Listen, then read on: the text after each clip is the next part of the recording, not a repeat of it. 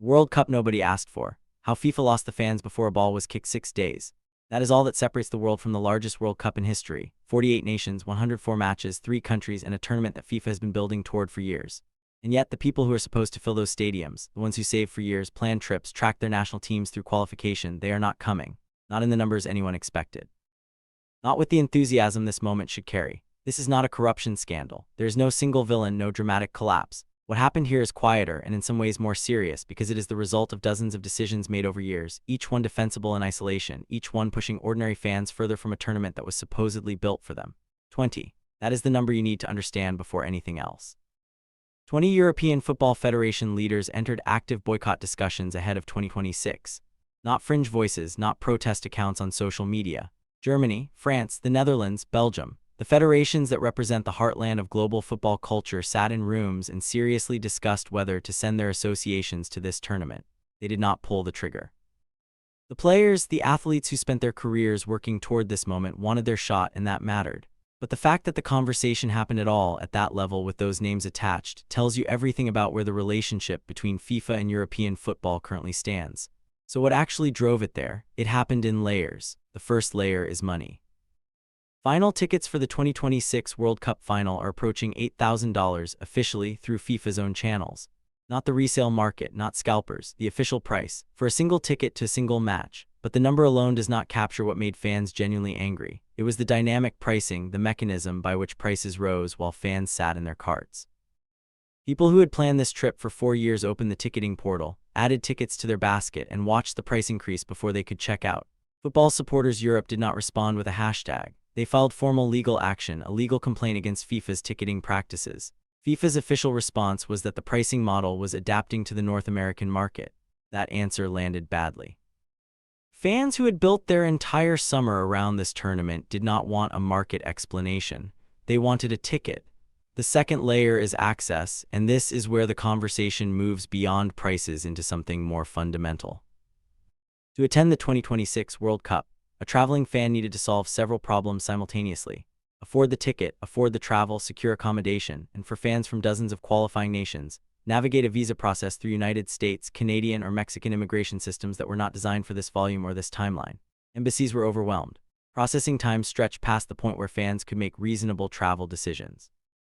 People who had qualified nation passports, who had every right to be at a tournament their team qualified for, began abandoning plans they had made years in advance, not because they chose to, but because the system made it functionally impossible.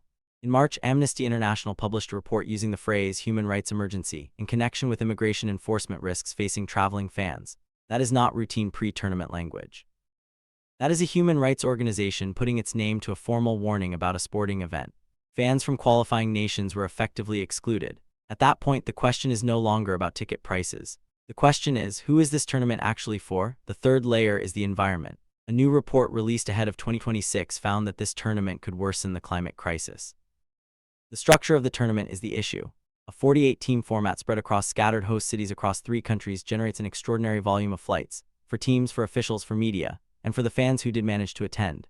FIFA has made sustainability pledges. Those pledges exist in direct structural contradiction with the decision to expand the tournament format and distribute it across a geography that makes ground travel largely impractical.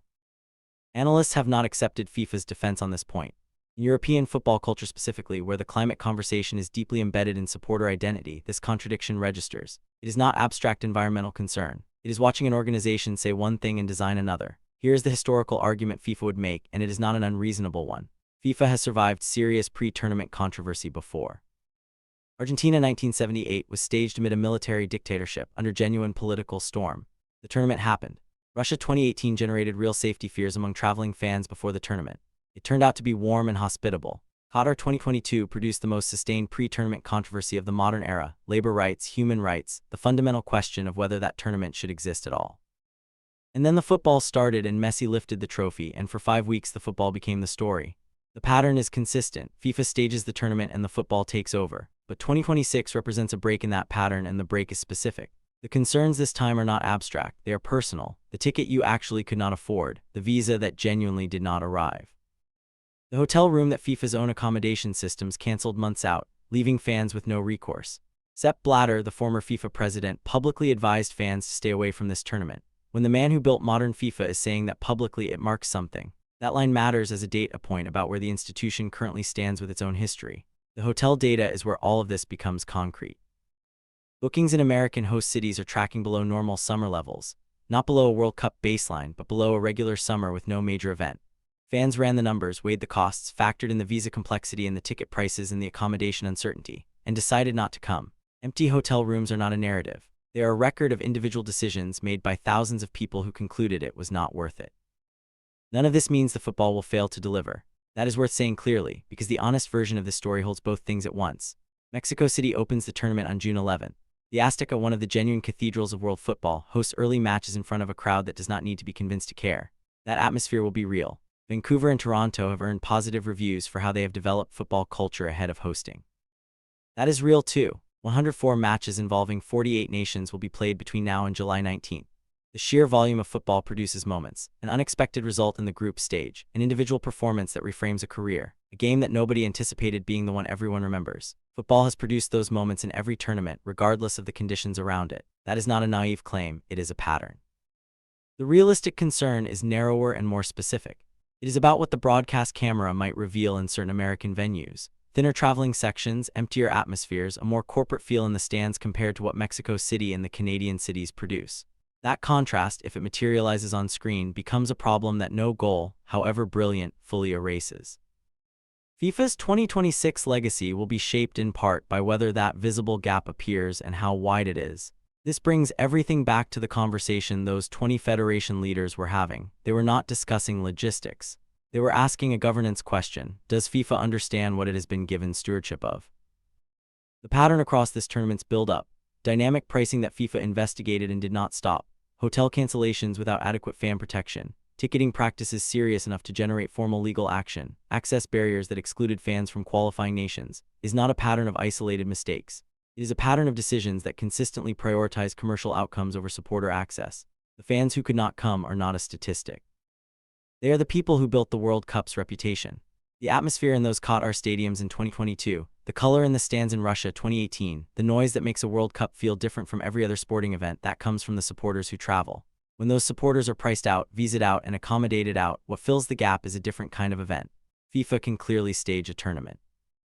The infrastructure is there, the broadcast deals are signed, the players are ready, the matches will be played. The question has never been whether FIFA can organize 104 games of football. The question is whether they understand that what makes the World Cup matter, what makes it the most watched sporting event on the planet, is not the FIFA logo. It is the people who gave decades of time, money, and passion to make it mean something. That question does not get answered before June 11th. It gets answered across the following 6 weeks, in the atmosphere inside those stadiums, in the booking data that comes in after the tournament, and in whether the federation leaders who stopped short of a boycott this time find themselves having the same conversation again before 2030.